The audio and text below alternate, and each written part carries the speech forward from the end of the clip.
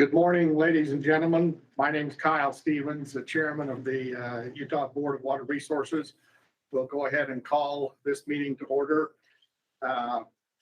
We'll begin by, well, first of all, I'd like to say thank you to Central Utah Water Conservancy District for allowing us to meet here in their offices in Orem, Utah. Appreciate their hospitality, and again, thank them for their allowing us to meet here. And also, we'll just mention that we had our annual board tour yesterday down here in Utah County. We'd like to thank those that were involved in putting that tour together. It was interesting to see some of the projects that have been funded by funding that has come from the Board of Water Resources, also projects that have been approved and are in the process of being planned and will be implemented over the next few years for Board of Water Resource project funding. So thank you to those that were involved in that. And thank you for those that were responsible for allowing the weather to be cooperative with us. I think we only got sprinkled on a time or two when we were outside of the bus, and ended up being a very nice day. So thank you to all involved in that. We'd like to go ahead and introduce the members of the board that are present, and also staff members from the division that are present. So we'll begin with having Jim Lemon introduce himself and come up along the board members from that point. Jim Lemon, Southwest Utah. Randy Crozier, Uinta Daggett, and Duchesne counties. Norman Johnson, Southeast Utah area. Wayne Anderson, Provo River area. Blaine Ipson, Severe River area. Charles Holmgren, Bear River Basin. And Kyle Stevens, I represent the Weber River District. I will note that Juliet Tenner, who represents the Salt Lake, Tolosa County areas, is not able to be with us today, so she's excused from the meetings. And I also failed to mention at the beginning, we're in a dim lit room. We're not operating in the dark, but although it is a little bit darker than usual, and we're doing that allows for the video cameras to operate a little bit better when the lights are turned down. So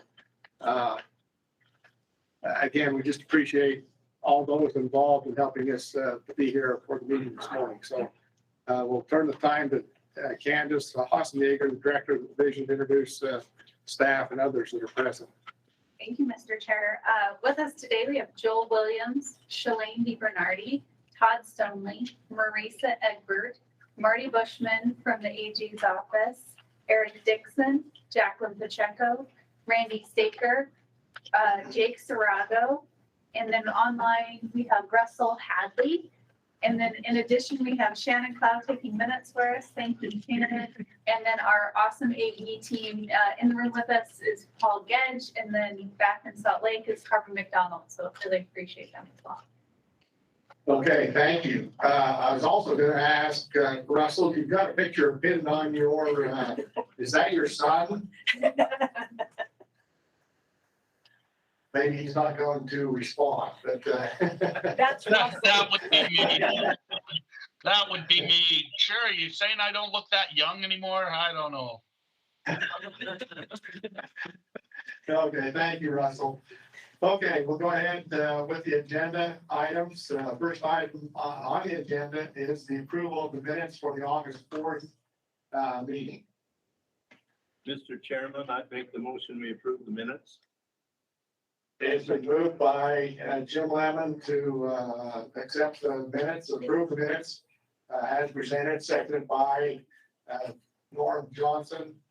Any further discussion on the minutes? Seeing none, all those in favor signify by saying aye. Aye. Any opposed? We'll declare that that motion passes, and the minutes for the August 4th meeting have been approved. Again, express thanks to staff. I mentioned this in our earlier briefing meeting that because of the size of that meeting and the number of applications that were approved, there was a lot of information contained in the minutes. And thank you to Shannon for her work in putting that information together. Okay, well, the next part of the agenda, we'll go through the committal on funds and review the applications. The first one to be discussed is RM 025 Greenbelt Irrigation Company. Project manager is Baynard. And I think Marie said you were going to go ahead, and Charles, this is in your area. Anything you'd like to say to start with, or just turn time to Marisa? No, Mr. Chairman, I have no comments, and we will let Marisa Egbert give us her information and guidance. Thank you. And thank you, Mr. Chair, members of the board. This is for the Greenbelt Irrigation Company. They were on the last board meeting. We only authorized grant funds for them as they did not have an engineer in place at the time. They now are working with JUB engineers, and with that cost increase, and no, that it's not all going to the engineer. They're actually very reasonable in what they've set up with them for their cost. But the increase in cost about $46,000. So about only $6,000 for engineering, and they're expecting to do this over 4 years. They did add contingency, so $18,000, which is about 10%. Software had not been listed, and they need software to do the billing and all of the requirements that are needed in the legislation. So that was another $5,000. And then JUB split it up into a 4-year installation period with 23 meters each year. And with that, they increased the cost of the meter a little bit on the labor, but mostly on the meter through that. So that added about another $12,000 of the increase. So Greenbelt could not be here today. Their president, not only is he the president of the company, he's substitute teaching at an elementary school today, and I don't know which one is worse. So he said that if it were during recess time between 10:30 and 10:45, he could log on, but otherwise, and he did try to get someone else here and was not able to, or even online was not able to.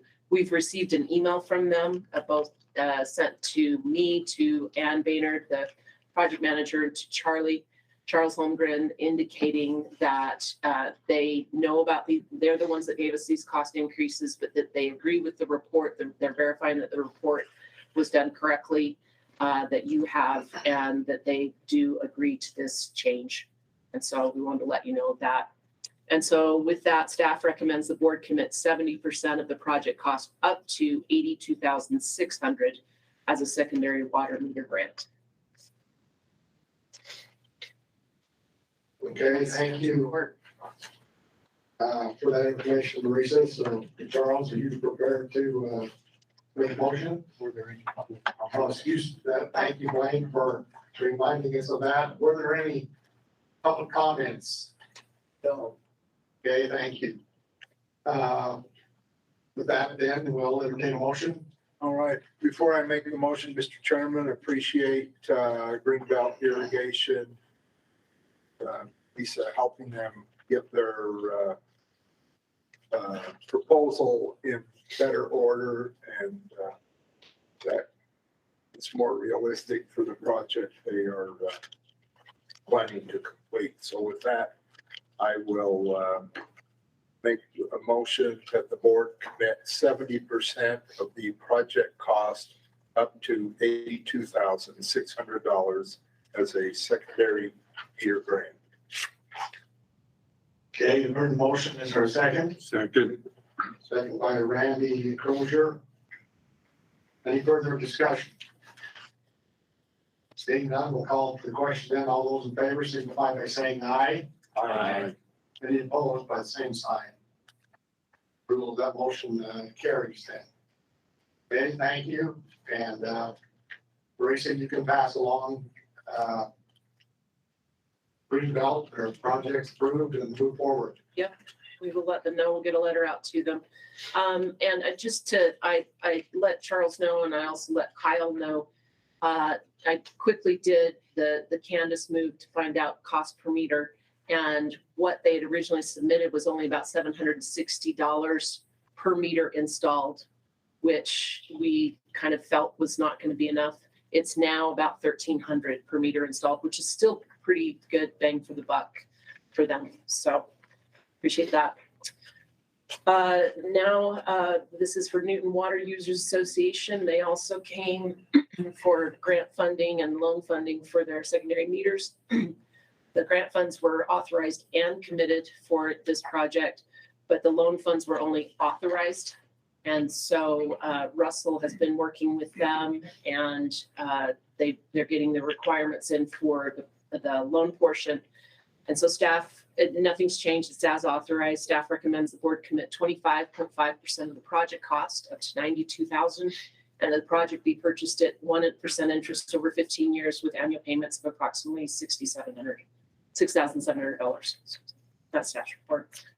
Okay, this is also in Charles area, so we'll ask, were there any public comments submitted on this proposal? No. Okay, so no public comments. So next item, then we'll move to a motion. Mr. Chairman, I will move the board to commit 25.5% of the project cost up to $92,000, and that the project be purchased at 1% interest over 15 years with annual payments of approximately $6,700. Second. Heard the motion, second is by Wayne Anderson. We'll go ahead and is there any further discussion? Seeing none, all those in favor signify by saying aye. Aye. Any opposed by the same sign? Rule that motion carries as well.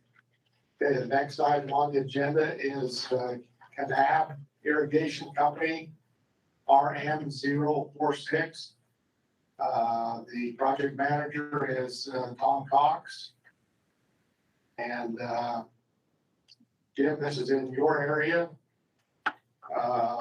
Anything you'd like to mention to introduce the project, or will you start time to? Marisa, are you presenting on this as well? Yes. Okay. Jim, do you have anything? I don't. I think it's the same as what we'd approved. Okay. Go ahead, Marisa. Okay, so for Kanab Irrigation Company, that stays as authorized. In this, again, same thing, but their grant funds were both authorized and committed in August. The loan funds were only authorized. They're completing their requirements. And so staff recommends the board commit 25.5% of the project cost up to $162,000, and that the project be purchased at 1% interest over 15 years with annual payments of approximately $11,700. That's staff's report. Okay, first staff's report. Have there been any public comments submitted on this project? No comments. Okay, thank you. The motion is in order. Jim will let you, All ready right. you for that motion. I'd make a motion that the board commit 25.5% of the project cost up to $162,000, and that the project be purchased at 1% interest over 15 years with annual payments of approximately $11,700. Second. Okay, it's been moved and seconded by Randy Proj. Any further discussion?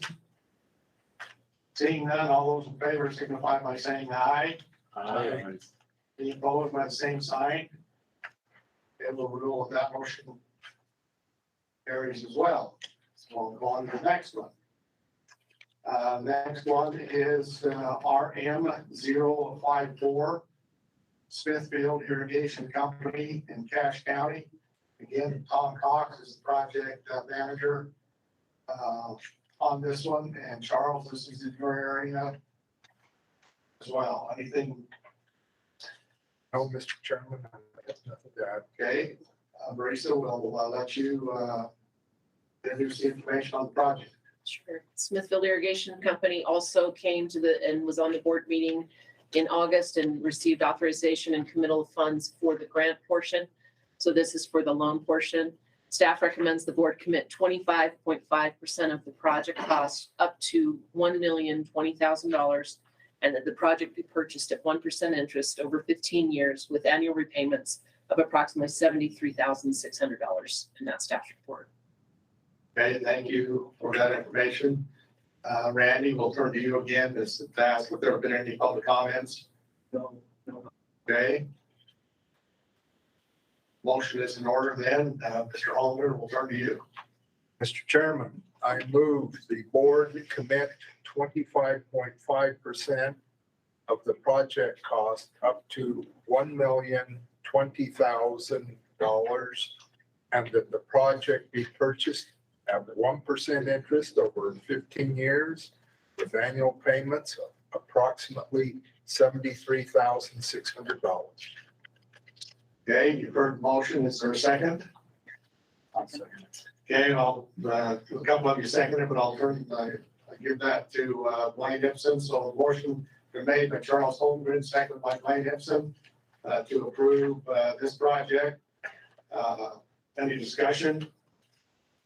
Seeing none, all those in favor signify by saying aye. Aye. Any opposed by the same sign? Again, we'll rule that motion carries, and let Smithfield know that they can move forward. Okay, the last one is RM 055 North Summit Pressurized Irrigation Company in Summit County. Tom Cox is the project manager. It's in my area. We'll let Marisa go ahead and present the information. North Summit Pressurized Irrigation Company also was on the board meeting in August, received authorization committal of funds for the grant portion and authorization only for the loan portion. So staff recommends the board commit 25.5% of the project cost up to $213,000, and that the project be purchased at 1% interest over 15 years with annual payments of approximately $15,400. And that is staff's report. Okay, thank you. Again, Randy, turning to you, or there haven't been any public comments on this project? Okay, Mr. Chairman, it's Yeah. just a small thing. In the report, in your table, it says 4.4% for the applicant. It should be 4.5%. I apologize for that. okay, thank So you. just to give you a heads up on that. So it doesn't change the. Doesn't dollar change figure, this. just the, Yeah. Okay, thank It just you. fixes the math. Thank you for bringing that. Since this is in my area, I'll ask someone else to make the motion. I think Wayne, you're prepared to do that. Yes, I'd like to make a motion that the board commit 25.5% of the project cost up to $213,000, and that the project be purchased at 1% interest over 15 years with annual payments of approximately $15,400. Okay, you've heard the motion. Is there a second? I'll second it, Mr. Chairman. Seconded by Jim Lemon. Any discussion? Seeing none, call for the question. All those in favor signify by saying aye. Aye. Any opposed by the same sign? We go with that motion carries.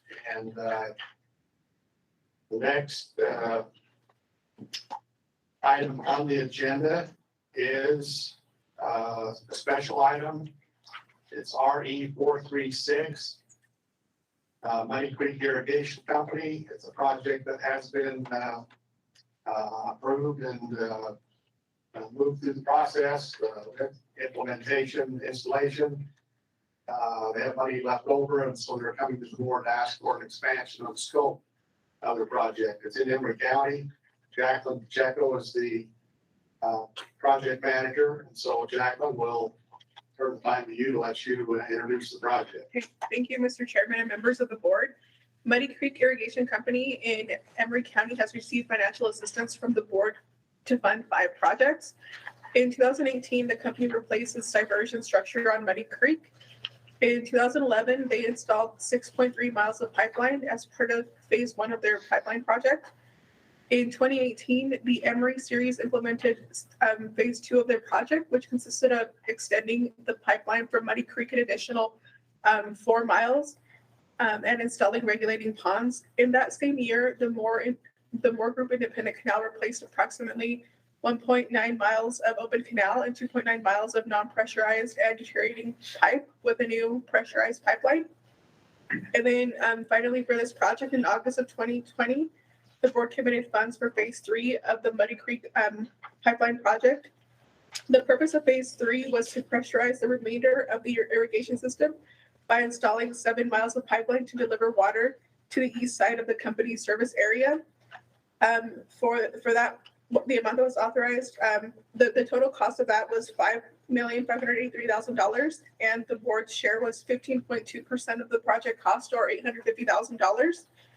Phase 3 was completed, and there is approximately $234,000 remaining in board funds from that project. Muddy Creek Irrigation Company would like to use these funds for a project to install an additional 2.2 miles of pipeline in the southeast portion of their service area. The total cost estimated for this proposed addition of 2.2 miles is $1,030,000. The Bureau of Reclamation is providing over $800,000 to complete this project. Staff recommends that the board allow the remaining funds to be used to install an additional 2.2 miles of pressurized pipeline. That is staff's report. Thank you, Jaqueline. It's always good to see projects come in under budget. Yeah. That's a nice problem to have, I guess, to be able to consider the request of authorization to allow them to continue to use the balance of the remaining funds. So thank you.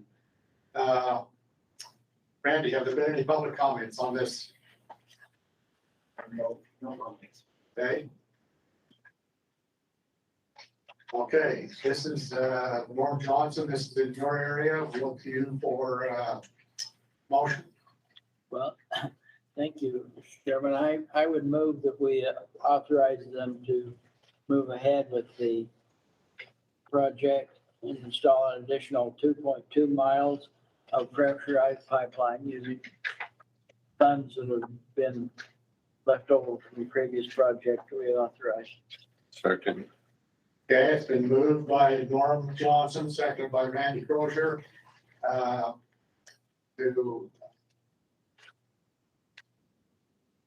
use the balance of the money. And use the motion as stated. So with that, any further discussion?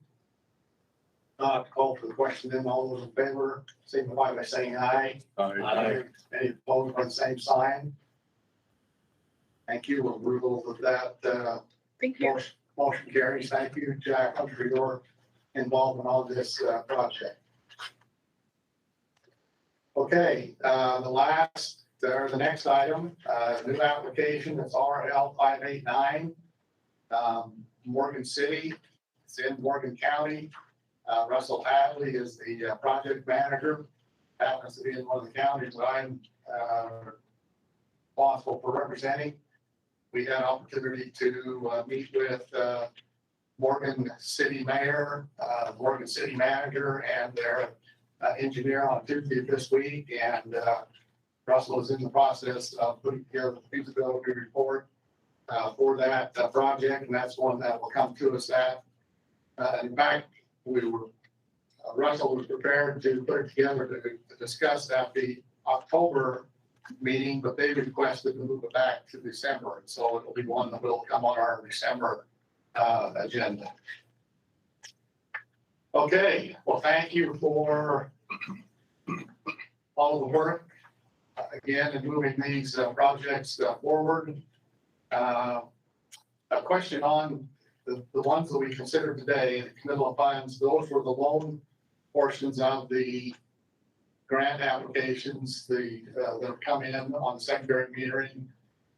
So the question, will the loan apps, the loan information and the grant information be sent out to them at the same time for their final signatures, or? It depends on how they want it. We're actually, if they're ready to move forward, a lot of them want the grant funds. if it's available, whether it's to make a deposit or to pay some engineering fees. So we'll do it as they want. So they will use that, probably the grant funds first before they start calling on the loan Well, and portion. clearly, like Davis and Weaver, they'll draw on both at the same time. There are others that will be ready to go with both at the same time. So we'll deal with each individual applicant the way they prefer to do it. So they've all been notified of the grant funds and we're working on those contracts. Those today that had their loan funds committed, we'll get to work on the purchase agreements. And once everything's been submitted as required, then we'll get those going as well. So yeah, the money can go out at the same time or it can go out in different stages, however they want it. Okay, thank you for that clarification. Any other questions on that? If not, we'll move to the next item on the agenda. That is the cloud seeding report. We had some hearty discussion on that in the briefing meeting. We'll look forward to Jake's presentation and request for funding. So Jake, we'll turn time to you.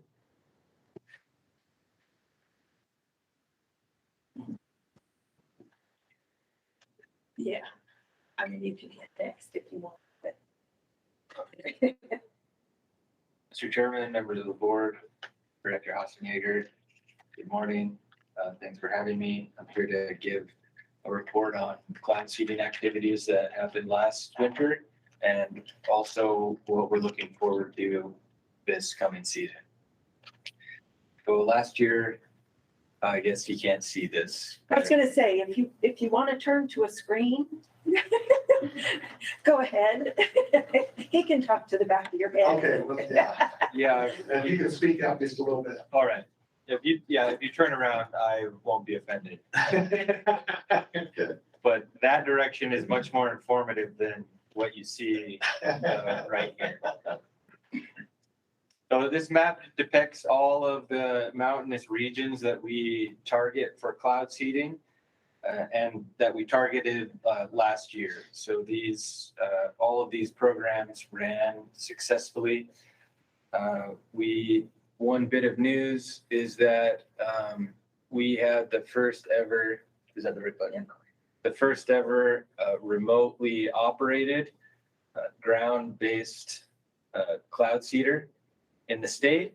It was placed up here near Mirror Lake, just off the highway. And so that was exciting opportunity for Utah. And the cloud seeding consultant is designed and manufactured the generator. And we have some plans to upscale that and construct and place quite a few in the coming years. Ooh. Oh, okay, yeah, that's right. Jake, how did the remote generator work and were there any problems with it? There weren't any mechanical issues with the generator. It ran fine. Unfortunately, it didn't run long. And that's partly because of the strange year that we had last season. If you remember, we had a record-setting October in some areas of the state, which is a bit unusual to get big snowstorms. We don't cloud seed and we're not set up to begin seeding in October. We are in November in some areas. But in November, there were absolutely no storms. And so, anyway, what ended up happening was we didn't get to run the remote generator as much as we would have liked.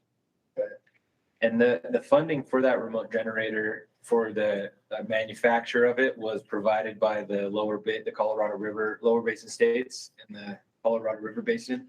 And it was also funded last year entirely by those, the entities from those states. So this graph here depicts spending over a few decades, where the state's portion, which comes partially from the board, partially from other water resources funds, The blue shows the matching portion of local sponsors. And the green is funding that we received from entities in the lower Colorado River Basin. So in 2022, you can see that we didn't spend quite as much as we did in 2021. And the main reason for that, and for most of the variation in the last 5 years, it has to do with the amount of the number of storms and the duration of the storms. Okay, this table breaks down the costs for the year 2000, for last season, 2021, 2022, or the water year 2022. So you can see there on the left are each of the program areas, the targeted areas, and then listed below there are the entities that support the program with funding. So then we have, moving to the right, column with the cost from the local sponsor, column for the cost from water resources, the total amount, and down at the bottom in green, you can see the total amount there for that Utah invested was $615,527. The lower basin states contributed $156,670.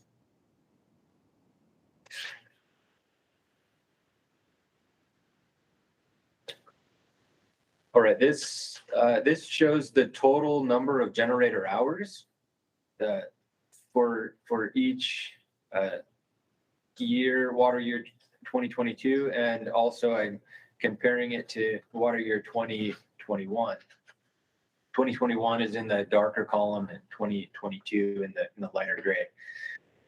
And when I first compared these, I was a little surprised because 2021 was such a horrendous, they had such a horrendous snowpack and runoff.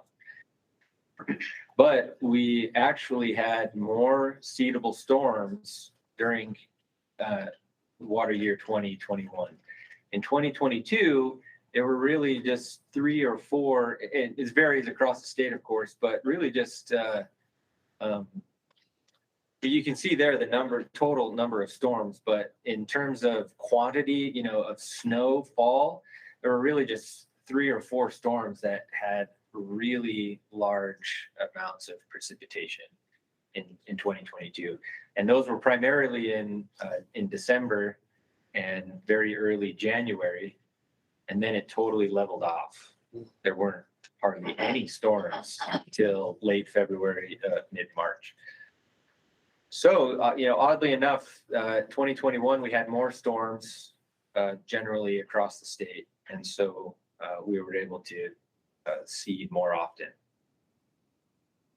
The central southern area there, that has so many more generator hours because that is the largest area and has almost 2/3 of our generators placed in that area. So every year we conduct an evaluation by comparing snowfall measured at snowtail sites in those mountainous areas that we target for cloud seeding, where we would expect to see a difference. We compare that to snowtail stations in other mountain ranges where no seeding has occurred. And looking at the long-term impact, we estimate there between 1 and 10% increase in the April 1st snow water equivalent for an average of 6% in those areas where we target. Okay, talking a little bit about the support from the entities in the lower Colorado River Basin. These areas in pink highlight the portions of our project areas that fall within the Colorado River Basin. So you can see there's some in the southern, some in the central program, the entire Book Cliffs region there north of Green River, and then the entire High Uintas program. So that's why they're interested in supporting cloud seeding in Utah. So this is what they funded last year. Some equipment, icing rate meters, which help the operators determine when best to run the generators, which helps improve efficiency, and only run them when it's most opportune. Enhancements in the High Uinta program, they pay to seed in November. So there are fixed costs with that and then variable costs if there are storms. So of course, last year they paid fixed costs, but their generators never ran. So that was unfortunate. And then the North Uintas is an area that drains primarily into Wyoming and then into Flaming Gorge Reservoir. And so that's an area that doesn't directly benefit any Utah water users. So we don't actively target that area on the north side of the Uinta Range. But in looking at runoff and sources of runoff, we decided that would be a great area to seed.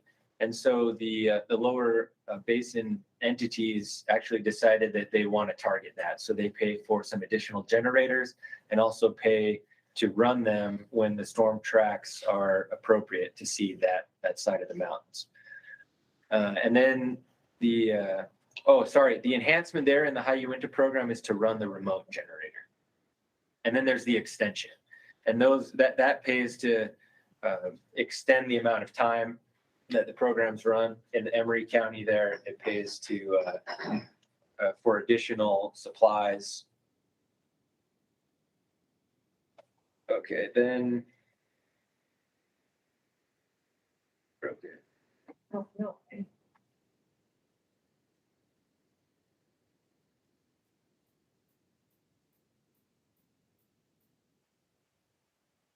All right, now this is the proposal that we made to fund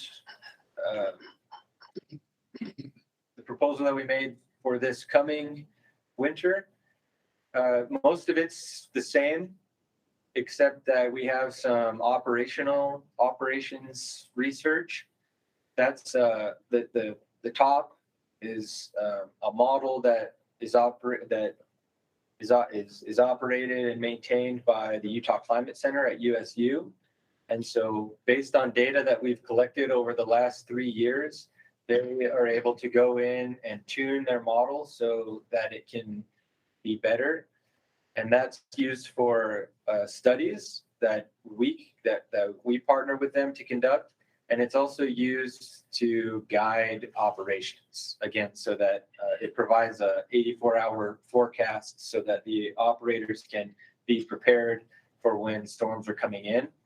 And then the other is the La Salle and Abajo design study. 5 years ago, we did a feasibility study to look at whether it would be technically feasible to seed those two ranges in southeastern Utah. And we found that it was. So now there's interest in doing work to set up the program. Where exactly to locate generators, to find operators, and get the program established. So that's what we'll be working on next year. Okay, so potential new projects should really be potential project changes. So one is the Book Cliffs area. That was the local sponsor there is a private entity. And it's the first time that we've ever partnered with a private entity to do cloud seeding. And they've supported the program for 3 years, but they probably won't participate in this coming year. They were hoping to get some of their neighbors and other ranches interested and to help with the cost share. And they haven't been able to. And so I think it's just, it's a little too much for them. So we're gonna look at maybe just putting the full cost ourselves to keep that area going, or talking with the lower basin entities to see if they would be interested in funding it fully. Okay, then there's a couple of new areas that we're looking at. One is in Utah County, the Wasatch Front there, possibly Wasatch back. Also up the Wasatch Front up in Davis and Weber counties, possibly Morgan County.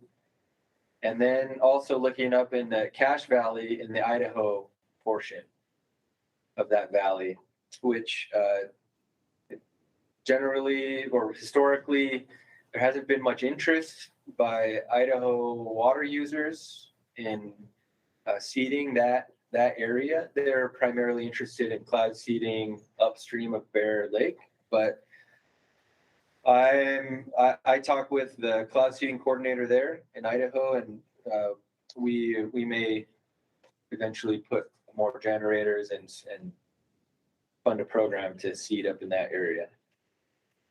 And then lastly, we're also looking at conducting an aerial program. To be the first time in Utah that we use an aircraft for seeding in southern Utah. There's interest in getting that started this year. That's possible. The funds wouldn't come from the board. There's no need of approval for that. But that's also an exciting prospect. So that's my report. Happy to answer any questions, of course. And in order to conduct the program this coming winter, staff recommends that the board commit up to $200,000 for the 2022-2023 operational cloud seeding program with a maximum cost share of 50% with local sponsors. Okay, thank you, Jake. Thank you for your report. A couple of questions. You indicated on one of the slides there, the book lifts been the partnering entity there has been private. So there's just been a group of farmers, ranchers that have come up with a match money for that. Yeah, that's right. It's actually just one ranch. They were hoping to become a group, which hasn't panned out for them. Okay. So they sent a letter expressing interest in starting a program, and then they contracted with North American to run the program, and then we contracted with them to split. The following year, they said it's a little expensive for us, and we haven't got anyone. And so then we, each year I meet with the lower basin states, and we make this proposal for what they can fund. And we said, if you could, this is really a beneficial program primarily to the Colorado River. There are not all that many users, in that region downstream. And so they actually provided half of the Range Creek's cost share. So Range Creek was only paying 25% of the program, but even that has been too much for them. So. Okay, and then you mentioned a couple of new areas. One was, You can go back. Pull that slide. Okay. Utah County, Davis area, then up Weber Davis areas are looking for sponsors, or have there been anyone that's approached you to want to be a sponsor? Yes, there have been. There's been a couple of groups concerned with Great Salt Lake that are interested. Also some folks in the NRCS soil conservation have been interested. So there are some local sponsors. Previously, there hadn't been, but because these areas, some of those areas, especially in the northern part there in Davis and Weber counties. A lot of that area in the Wasatch Front isn't necessarily tapped for water supply. But of course, it's of interest to wetland managers, wildlife managers, and anyone at Great Salt Lake. So that's been some of the main impetus for investigating these. And so this year we're looking into, we'll be looking into designing those programs, reaching out to local sponsors, figuring out what it might cost to run programs there and how to fund them. And this is a question for Candace. So was that discussion entered into the equation about the interest on the behalf of the legislature of increasing the cloud seeding program?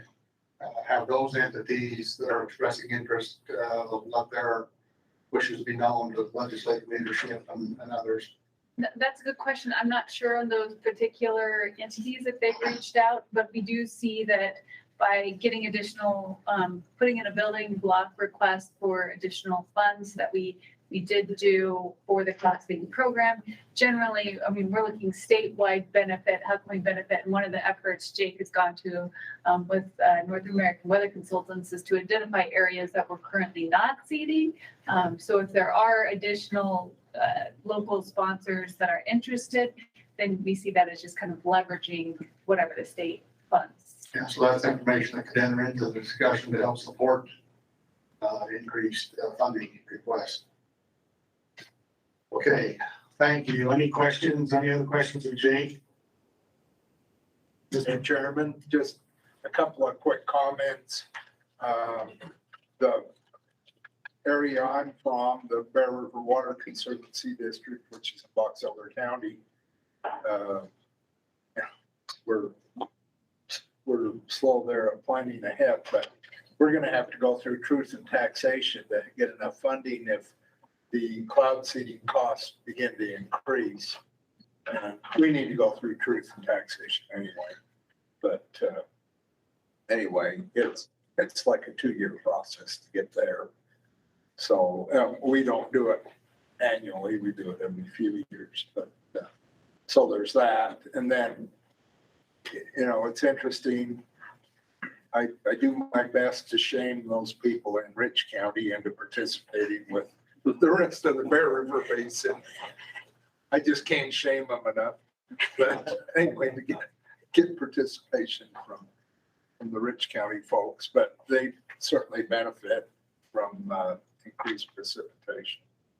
And before we come to the vote, I need to declare that I'm a contract employee of North American Weather and do like a cloud seeder for not very much money, but I need to declare that. So I will not be voting on the motion today, Mr. Chairman. Okay, thank you. That's duly noted. And thank you, Jake, for the report. You've heard the recommendation. Motion is in order on this item. Mr. Chairman, if I might, I move the board commit up to $200,000 for the 2022 to 2023 operational cloud seeding program with maximum state cost share of 50% with local sponsors.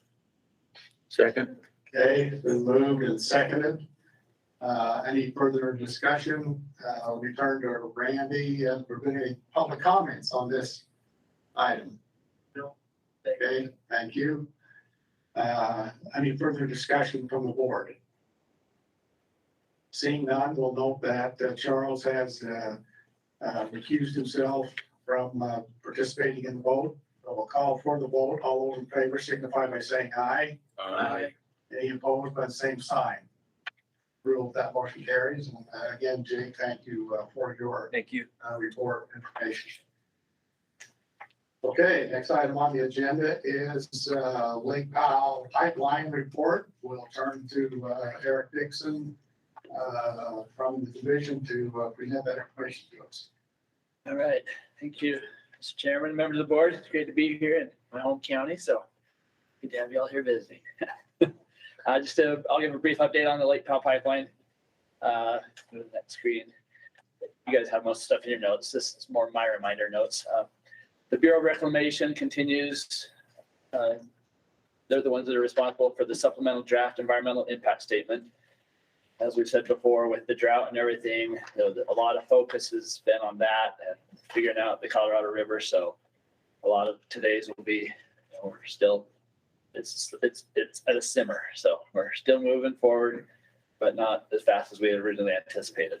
And that with that, the SDEIS is kind of being, there's not a schedule or anything from the Bureau of Reclamation with the focus they have on the other things.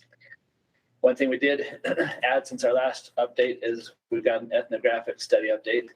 And earlier in the briefing, we asked what's the difference between ethnographic and cultural. During the break, I got some clarification on that, looked it up. So ethnography is basically the writing of the cultural study. So ethno means people, and culture, and graphic means writing. So we are doing a study update on that with some different alternatives. We're looking at some alignments down around the reservation.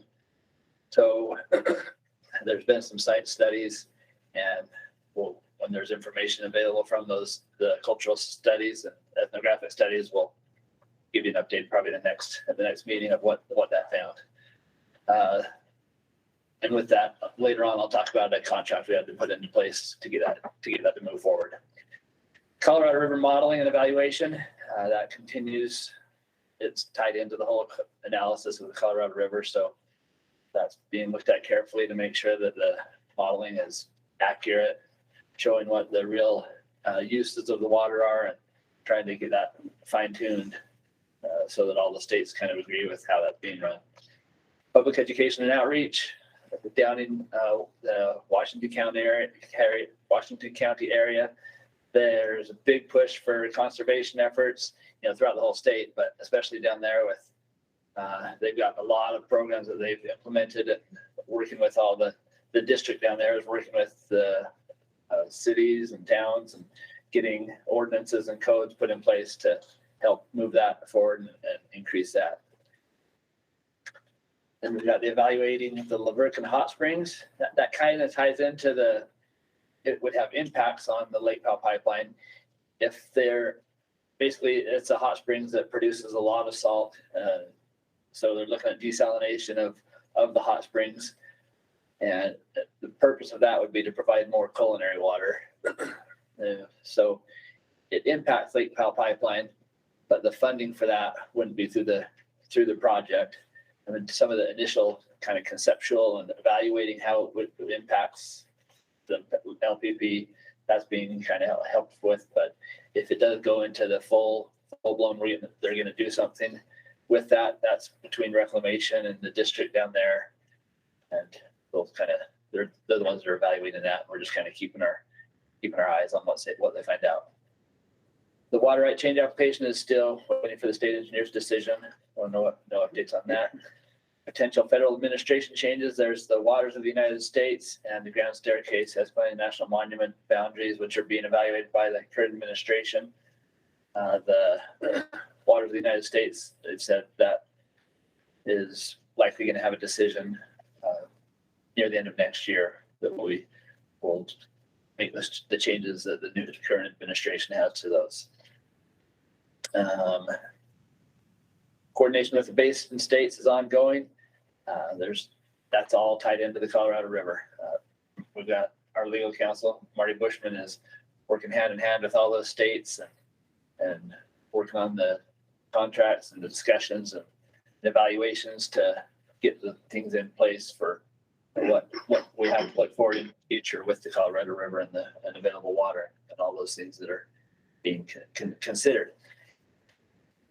Additional permits, they're ones that we've talked about in the previous meetings, and they're still just kind of waiting until it's an appropriate time. The Section 14 agreement, the historic properties and treatment plan, 404 and 401 permits for wetlands and impacts from the project, and then the Fish and Wildlife biological opinion. So when those are at appropriate time to finalize and move forward with those, we'll give updates on that. The project timeline, that all depends on the SDEIS schedule. Once they are able to give us a schedule for that, then the rest of the the timeline falls into place. So we don't have dates to put on that yet. The contracts update, the Bureau of Reclamation and BLM, there's a reclamation task order and the BLM cost recovery agreement. No additional funds are needed for that at this time. They've got the funds that they need. I mentioned the ethnographic study, which includes a contract that we put together between the state and the Kanab Band of Paiute Indians. That way there's a lot of big cost savings if they do it through their site personnel and the people that they want to have do the studies. And that's about $55,000. That comes out of the same funds for the C&D funds. So basically we're going to let Stantec know that they need to adjust, because right now the only contract that has money in it is for the work that Stantec is doing from the board. So that money will be taken out of the funds that we've already approved for them. So there didn't be a meeting here to approve that contract. Because it's coming out, it's all for the same purpose and for the same project evaluation. So we'll just adjust that with the Stantec contract. And on the Stantec contract, the last time we did an amendment was for 2020 and 2021, or 2021 and 2022. And so at the end of this year, that amendment will finalize. And with how things have, like I said, we're kind of in the simmer. Things have gone a little slower than we expected and budgeted at the start of that amendment period. So they don't need additional funds, because the funds that they didn't spend over the past 2 years will be able to be applied towards the work next year. But we do need to write an amendment to put an extension on to have an additional year. So the staff recommends that the board amend the contract with Stantec for another year until December 31st, 2023 to finish the work approved in 2020, and no additional funds will be provided for this amendment. Okay, that's your report. That's my report. Thank you. Any questions of Eric or the information he's presented? Randy, any public comments? Okay, thank you. Well, with that, then a motion is in order for the staff recommendations on the contract amendment. Jim, are you prepared to make that? I am. I would make the motion that the board amend the contract with Stantec for another year until December 31st, 2023, to finish the work that was approved in 2020. No additional funds will be provided for this amendment.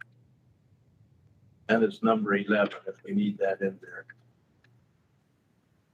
It's a contract amendment number 11. It'll be amendment number 11. Okay, so that needs to be included in the. It doesn't need to be. Simply stating an amendment's approved is sufficient. Okay, thank you. So Jim, you made the motion, Norm Johnson seconded. Any further discussion from members of the board? Seeing none, we'll call for the question then. All those in favor signify by saying aye. Aye. Any opposed by the same sign? Approval of that motion carries, and you go ahead and go to work on amending the contract to extend it till 2023. Thank you very much. Thank you. Okay, I lost my place on the agenda. So our next item is you'll turn to the next page. It has the proposed meeting dates for 2023. We briefly discussed this in the briefing meeting and had the discussion about 7 meetings versus 8.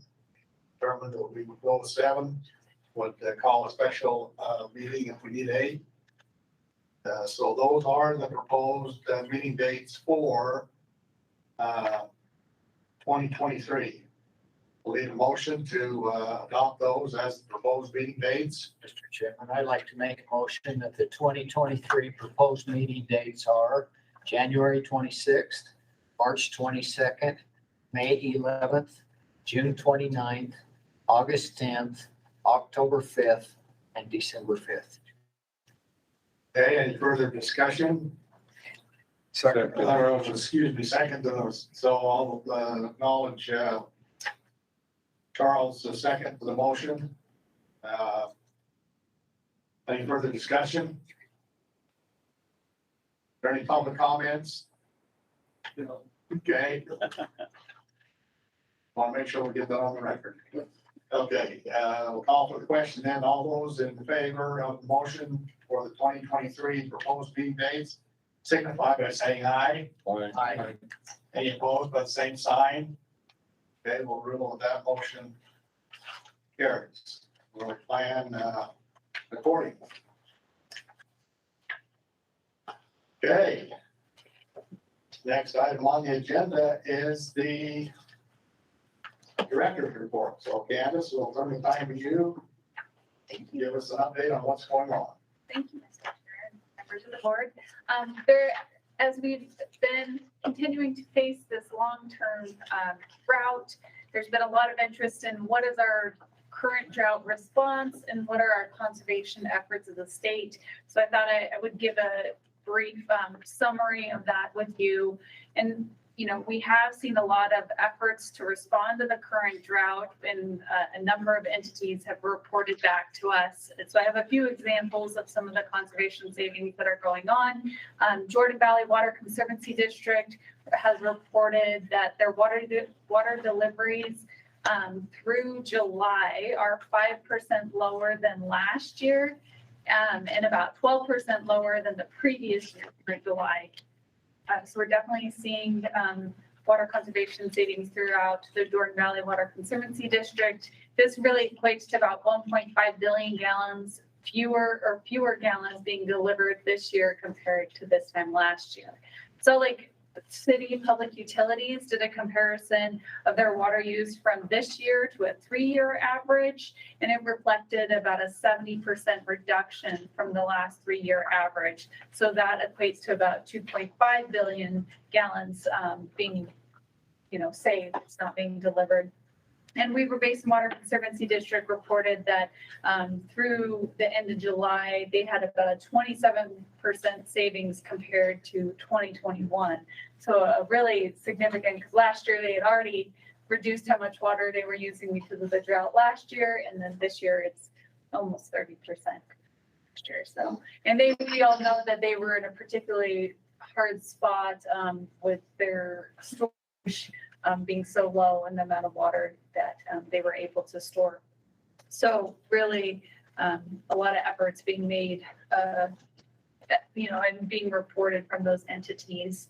In the 2022 legislative session, this board is very familiar with, but there was a record number of water conservation bills and appropriations totaling nearly $500 million in appropriations. And these really went to some of the areas that Governor Cox and us identified last year as 4 areas to fast track water conservation and water planning. And those kind of 4 areas was the statewide installation of secondary water meters, which at your last board meeting, you authorized, over, I think about $190 million for that effort, and we'll continue that effort. There was also a number of bills that went toward integrating land use and water planning. Agricultural optimization was another area that we highlighted last year and has continued into this year. The legislature appropriated $70 million for ag optimization projects. They've had 2 rounds of application periods, UDAP, so Utah Department of Agriculture and Food. In their first round, they committed about $25 million, but it was interesting when you looked at, so that was of those ARPA funds, but if you looked at the total project cost between other federal funds that they were leveraging and local sponsor, the total project cost for that 25 million cost share was about 95 million. So they were, it's almost that 1 to 4 for how many dollars that they were able to leverage. So a lot of great efforts going on there. And then the last area that we looked at was really needing a statewide water-wise landscaping rebate program. And so $5 million was appropriated. And as I mentioned in the briefing meeting, we were able to submit those rules through the rulemaking process. We still have to wait the time and everything. So we anticipate that those rules will be in effect by the middle of October if everything goes well. And then when looking at our long-term water conservation strategy, there's really three pieces to the puzzle. There's the regulation side, the education, and then incentives.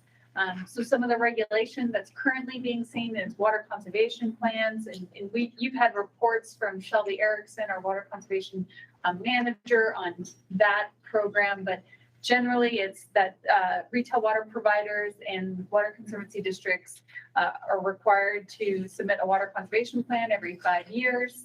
And then with this last legislative session, they are required to meet the regional water conservation goals. And so we have statewide goals for the state. There's the newly required metering requirements for secondary meters. There's requirements for tiered water rates. And then we are also seeing water efficiency standards being adopted at the local level, whether it's in Jordan Valley or Washington County has adopted some pretty, really the most restrictive ordinances for new development in Utah, only allowing residential grass installation to be about 8% of the project or the lot size. So really restricting how much grass can be installed. So yeah, there's a lot of things going on. Weaver Basin also has a number of communities that have adopted those water efficiency standards. So we're seeing that kind of regulation piece play out there. As far as incentives, we have statewide rebate programs for the smart controllers, water efficient toilets, and then we're working to implement that water-wise landscaping rebates. We also have transparent water billing grants, which you've had involvement in, and Josh Zimmerman has been here to present to you on that effort. But really a program to help water suppliers provide their customers, clear and concise information on how much water they use and really help educate the user of that. And then obviously the secondary metering grants are another big incentive. And then for education, we have programs like Slow the Flow. We have the smart water billing through the local water suppliers. And then one of the other things, and I'll get into this a little bit, but in 2020, we lost our water education program. It was cut through the legislature and during a special session. So we are working to reestablish that, as well as to increase the appropriations for our Slow the Flow campaign. So those are additional efforts that are going on as far as water conservation and response to drought. Maybe I'll pause there if there's any questions. Yeah, Randy. Just one comment on the water savings at 2.5 billion gallons. I'd like it converted into acre feet. I think it makes more sense to most of us acre feet rather than billion gallons. Sure. Anyway, Okay. Just a suggestion, and maybe put that in the minutes for next time. Great. Yeah, I'll get that for you. Well, I would add the comment to go along with that as we went through the process, that last meeting and talked about all of the water savings that would occur relative to the installation of the secondary meters. We talked about acre feet, and even, for me anyway, it is making it a little bit more visual when you went through and totaled up the total number of acre feet and said, okay, this is equivalent to an East Canyon reservoir or a Sand Hollow reservoir. So I think putting that visual picture out there also helps to demonstrate what's getting accomplished as well. Great. Yeah, definitely do that. What was that number? How many gallons did you have? So Jordan Valley has delivered about 1 billion fewer gallons, and then Salt Lake City Public Utilities 2.5 billion, and About 3.5 billion. 3.5 billion. That's just two entities. And those were just examples. We reached out to a number of entities asking for kind of their report out on how they're doing this year, and so those were some of the entities that responded back.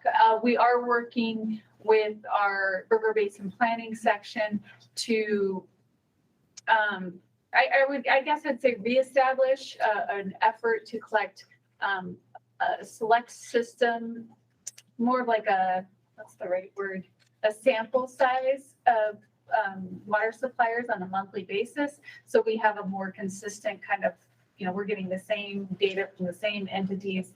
It wouldn't reflect out exactly what the whole statewide total is, but would kind of give us a picture month to month and year to year of how these systems are working and how much water they're delivering. So we're working on that. So we'll be able to give you a better. The rough math on that's 10,770 acre feet, Thank you. give or take.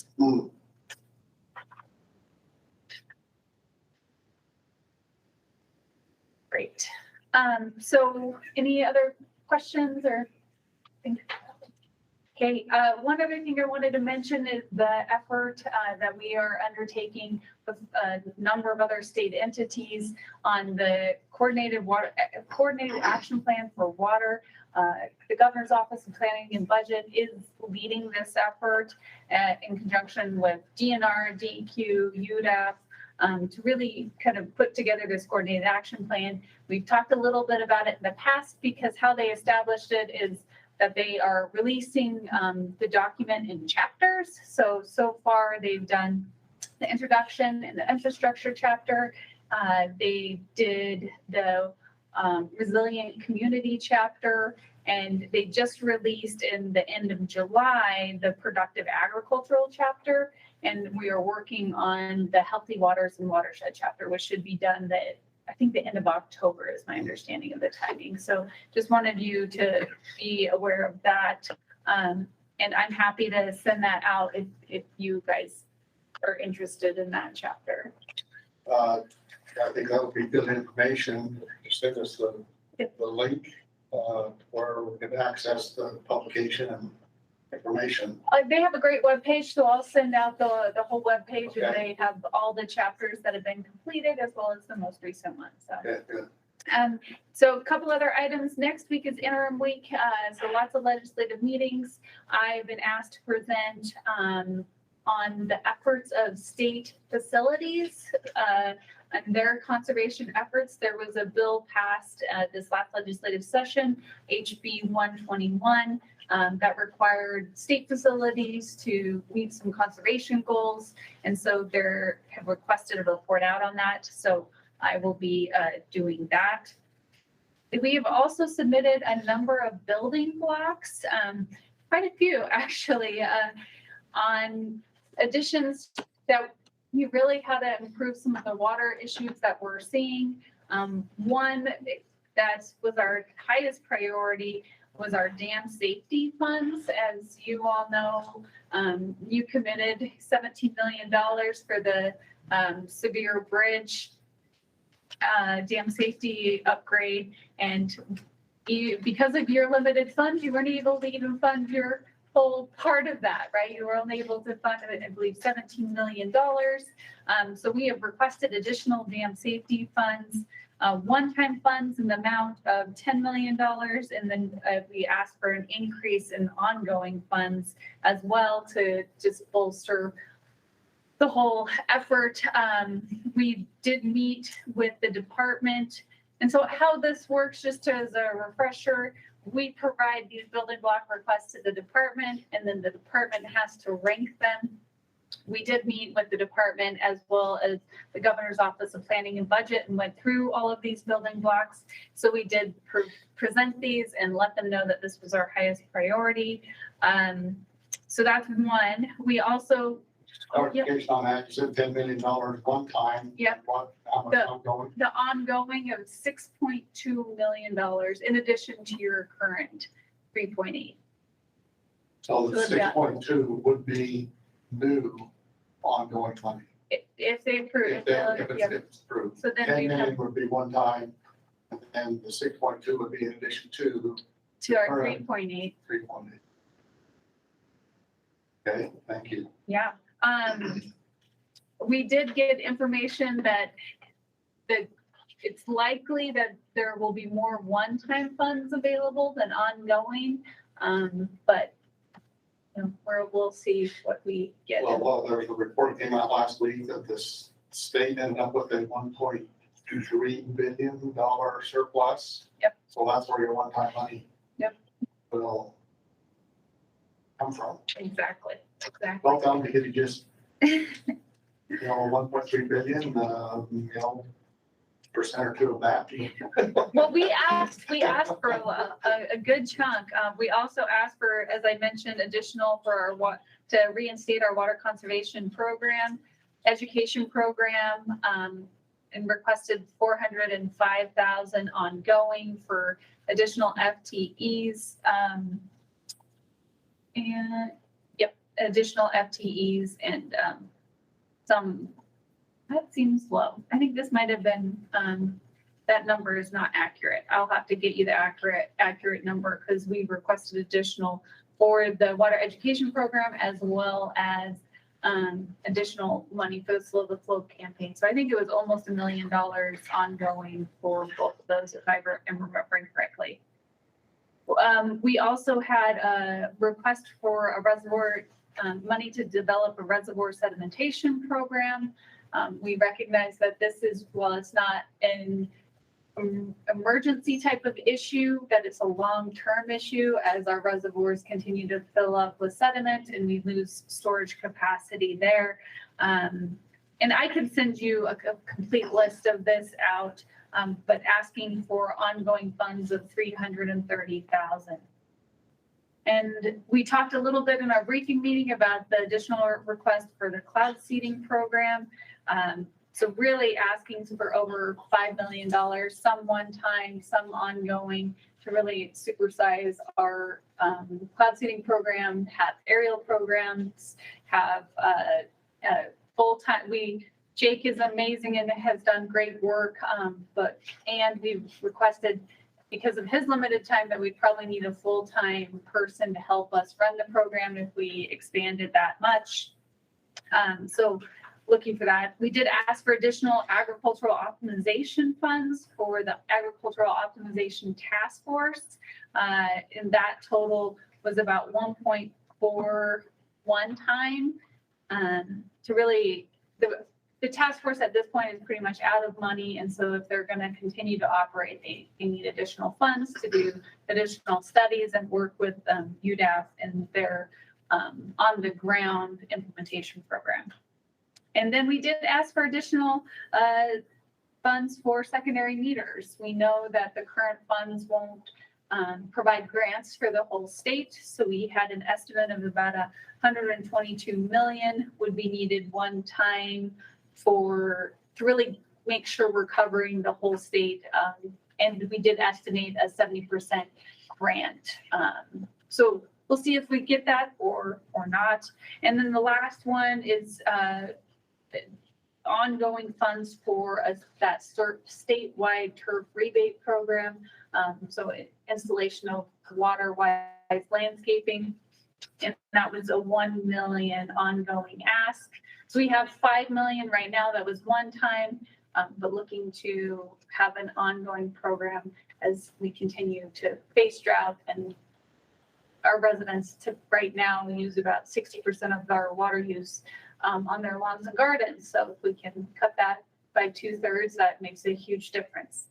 So those are, that was a very long summary of all the budget requests that we made, but there's a lot of needs out there, and obviously water is on everyone's mind. Figure out how we can do all the things to really address our population and current drought conditions.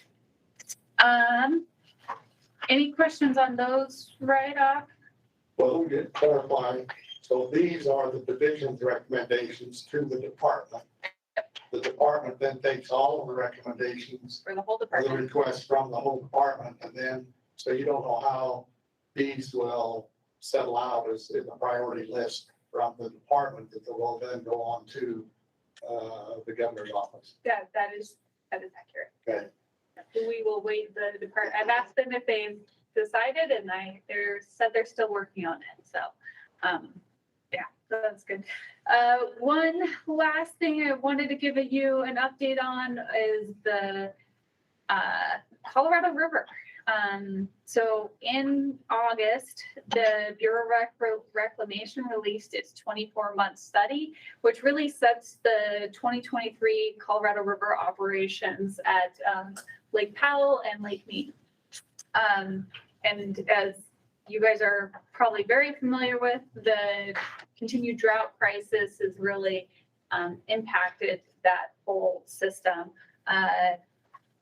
The Department of Interior called for urgent action to improve and protect the long-term sustainability of the Colorado River system. And I think we talked a little bit about it, but there was a request from Commissioner Tootin to that the Colorado River Basin states need to figure out how to reduce their water demand on the system between 2 and 4 million acre feet. So that's a lot of water. And I'll talk a little bit about what Utah's going to do, but just real quick, wanted to highlight some of the information that came out of the August 24-month study. So Lake Powell will operate in the lower elevation balancing tier in water year 2023, which means that they will likely, that they have some big range in how much water that they might release, between 7 and 9.5 million acre feet. Right now, because of the really low elevation levels at Lake Powell, the estimate is that 7 million acre feet will be released. That being said, there is kind of a caveat depending on the winter that the Bureau of Reclamation will reevaluate that in its April 24-month study. So they could release more depending on this, on what we get this year. But right now it is projected that it'll be a 7 million acre foot release. Lake Powell is in its first ever level 2 shortage condition for calendar year 2023. And so that means that the lower basin states are going to have additional cuts. Arizona will have to reduce how much water it's taking by 592,000 acre feet, which is approximately 21% of the state's annual apportionment. Nevada has to cut 25% or 25,000 acre feet, which is about 8% of their annual apportionment, and Mexico has to cut 104,000 acre feet, which is approximately 7% of that country's annual allotment. So this is based on the drought contingency plans that were passed in 2019. To note, California is not on that list. But there are a lot of, I know, weekly discussions going on with the commissioners and the Bureau of Reclamation on the whole basin's efforts. So interesting as that's going on. In the middle of August, we also kind of hit that kind of deadline that Commissioner Tootin put on the basin states to kind of respond on how they were going to cut between 2 and 4 million acre feet. The lower basin did not respond. They did not put together a plan. So that is one of those interesting things. The upper basin states, we did not commit to a certain volume, but we did put together a 5-point plan. And just quickly, I just want to quickly cover those 5 points with you. Is one, that we would develop, we agreed to develop or start the process of developing a 2023 drought response operations agreement plan. So this is not guaranteeing that we will have any sort of releases through a DROA plan, but that we will start that process. That really depends on how the winter plays out, as well as how the Bureau will account for that water and make sure it stays in Lake Powell. If we're sending water from our upper reservoirs in the upper basin, whether it's Flaming Gorge or Navajo or the Aspinall unit, that as it will, if we're sending it down to help stabilize levels in Lake Powell, then it won't be released downstream. Does that make sense? So, so that's another element that the upper basin states are working with the Bureau on. We're also looking to get the system conservation reauthorized. So if you guys are familiar with the system conservation pilot project that ran from 2016 through 2018, where there was an effort to pay farmers to fallow their land, they were reimbursed, they were financially compensated, and that water, went downstream or wherever it would have been diverted. So there's an effort there. We're also, one of the points of our plan is the consideration of a demand management program. So the upper basins are continuing to work on that. There's the fourth point was the implementation of the bipartisan infrastructure law. So in the bipartisan infrastructure law, there was $50 million dollars that was set aside for the upper basin to respond to the drought conditions. And then the fifth one was really the aggressive water management. So really trying to use our current water supplies as wisely as possible. So that's generally what was in the upper basin 5-point plan that Utah signed on to. That is my director's report. Happy to answer any questions. Any questions of Candace? Mr. Chairman, just kind of her presentation has finally made my ears engage.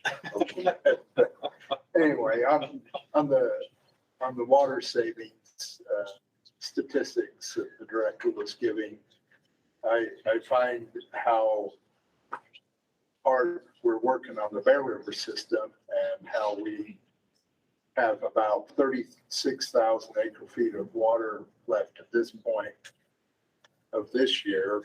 Compared to last year, we were nearly out.